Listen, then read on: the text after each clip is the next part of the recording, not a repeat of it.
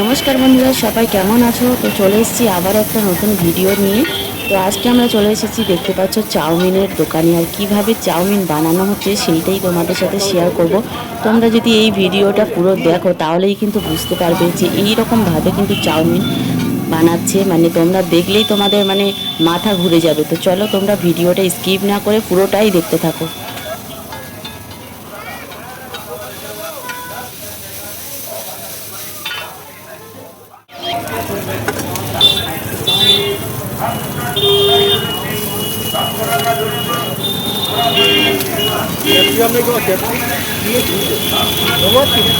ওই যে দেখতে পাচ্ছ না?